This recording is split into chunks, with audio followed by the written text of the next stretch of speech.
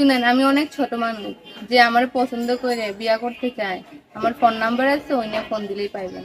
আসসালামু আলাইকুম দর্শক, আপনাদের প্রীতীয় শুভেচ্ছা জানিয়ে শুরু করছি আমাদের আজকের প্রতিবেদন। বাবা আসসালামু আলাইকুম। ওয়ালাইকুম আসসালাম। আপু কেমন আছেন? ভালো নেই। কেন ভালো নাই কেন? কষ্ট করে এটা পাইছি, ভালো নাই। আচ্ছা, তো তার আগে আপনার নামটা জানেন, আপনার নাম কি? আমার নাম রোশনি। রোশনি আপাত। তো একটু বলবেন যে কেন এই বয়সে আমাদের ক্যামেরার সামনে আসলেন? ক্যামেরার সামনে আইছি বলতে, আগে আম্মু কাজ কাম করতো। আব্বু তো ছোটকালে ছেলে থেকে চলে গেছে। আম্মু আগে কাজ কাম করতো, ছোটকাল থেকে বড় করছে। এখন আম্মুর অসুখ বিসুখ বলে আমি মাইকের বাড়ি কাম করছি, এর জন্যই কষ্ট করে একটু বেশি আমি এসেছি।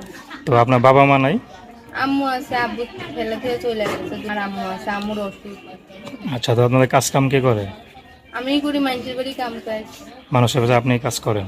আচ্ছা, তো এখন মনে করেন কে যদি আপনার দুঃখের কথা শুই না আপনার বাসা যেতে চায়, তো আপনি কি তার ফোন নাম্বার দিবেন? হ্যাঁ দিমু, যে আমার পাশে থাকবো, আমি সারা জীবন তার পাশেও থাকবো।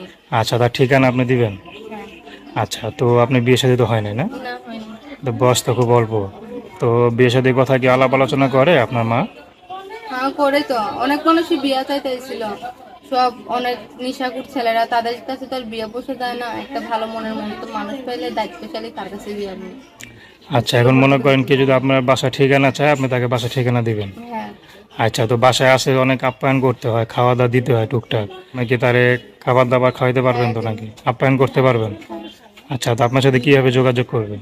ফোন নাম্বার যোগাযোগ কর। তো দর্শক, আপনারা যদি এই আপুটির সাথে যোগাযোগ করতে চান তার ফোন দিলে আপনারা কিন্তু এই আপুটির সাথে কথা বলতে পারবেন। তো দর্শক, আজকে এই পর্যন্তই। আপনারা সবাই ভালো থাকবেন, সুস্থ থাকবেন।